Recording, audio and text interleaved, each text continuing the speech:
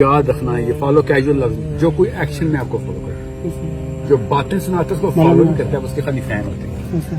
تو آپ ان دونوں میں سے کس کو فالو کرتے ہیں؟ اس کا مطلب اس نے کوئی کام دیا ہوگا آپ کو. کیا کام دیا؟ کام ہی تو نہیں دے رہا کوئی یہاں پہ مسلمان.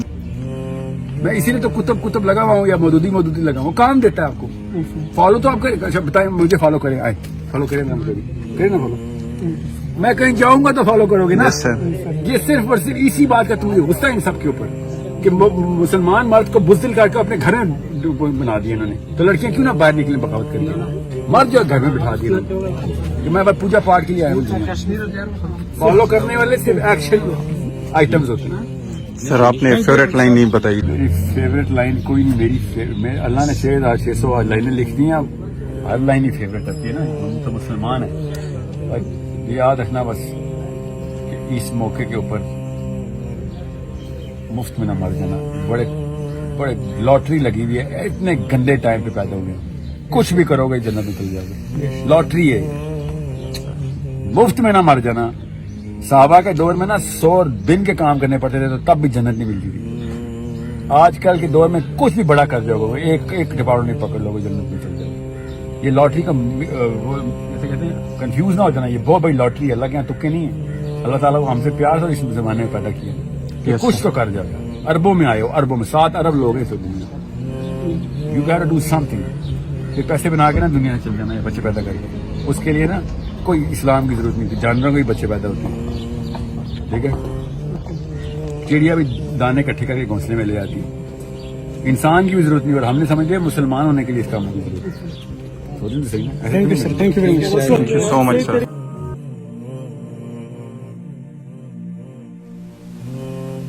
اب مجھے اللہ نے پیدا کر دیا اس دور میں. کسی کو ہندوستان میں پیدا کیا، کسی کو انگلستان میں کیا ہے، کسی کو امریکہ میں کیا ہے، کسی کو پاکستان میں کیا ہے. کچھ کو پاکستان پہنچا دیا ہے، چاہے زبردستی چاہے اپنی مرضی سے. کسی کو یہاں پہنچا دیا ہے، چاہے کسی بھی نیت اور کسی بھی ارادے سے. لیکن اب ہیں کہیں ہیں، کیا کریں؟ کوئی کفارہ ہونا چاہیے، کوئی مخرج ہونا چاہیے. بس یہی کفارہ ہے. پھر نوٹ کر لیجئے، اس ماحول سے سوائے سبسسٹنس لیول کے اور کچھ حاصل مت کرو.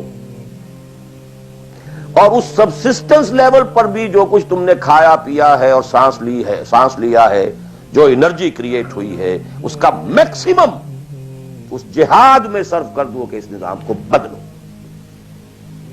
تمہاری یہ جد و جہد، تمہاری یہ کوشش کفارہ بن جائے گی اس کا. معذرتاً الی ربکم، معذرت پیش کر سکو گے اللہ کے. اے اللہ میں نے اس نظام کے ساتھ ریکنسائل نہیں کیا. اے اللہ میں نے اپنی توانائیوں اور اپنی محنتوں سے نہ اپنے لیے کوئی جاگیر بنائی، نہ اپنے لیے جائیداد بنائی. اے اللہ میں کوئی دولت چھوڑ کر نہیں مرا. اے اللہ میں نے اپنے بچوں کو بھی اسی کام کے لیے لگا دیا تھا. میں نے ان کی دنیا سے بڑھ کر ان کی عاقبت کی فکر کی ہے. نہیں کر سکا، آگے کچھ نہیں ہو سکا تو میں بے بس ہوں. حضرت نوح بھی تو بے بس تھے، کیا کر گئے؟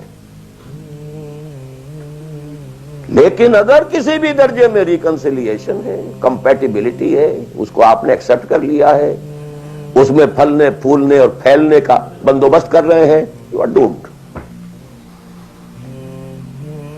Everything will be multiplied by a big zero and will become a zero. یہ ہے جو میں سمجھا.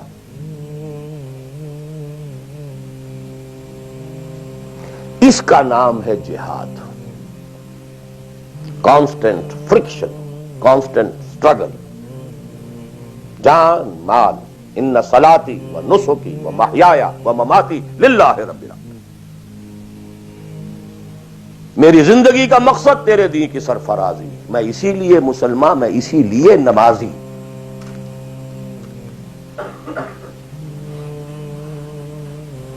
اب وہ آیت آئی، محبت میں اللہ اور اس کے رسول کی محبت کے ساتھ تیسری محبت جوڑ دی گئی، جہاد کی محبت. اللہ کی محبت، اس کے رسول کی محبت، اس کے راہ میں جہاد کی محبت. یہ 3 محبتیں جتنی بھی ہیں تمہارے اندر، ایک پلڑے میں ڈال لو اور 8 محبتیں دوسرے پٹڑے میں ڈال لو.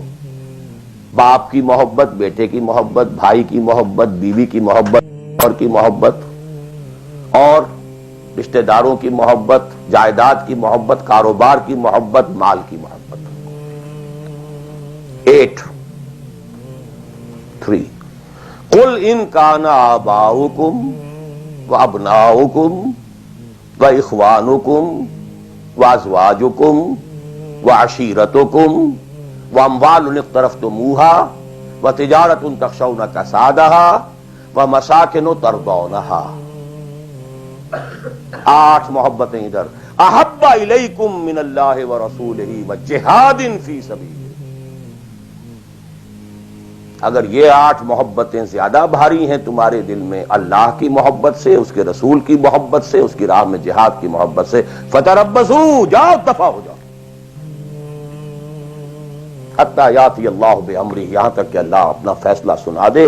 واللہ لا یہدی القوم الفاسقین، اللہ ایسے ناہنجاروں کو بالکل ہدایت نہیں دیتا۔ You deserve no guidance۔ کہتے رہیے اللہم اہدنا فیمن ہدیت، پڑھتے جائیے۔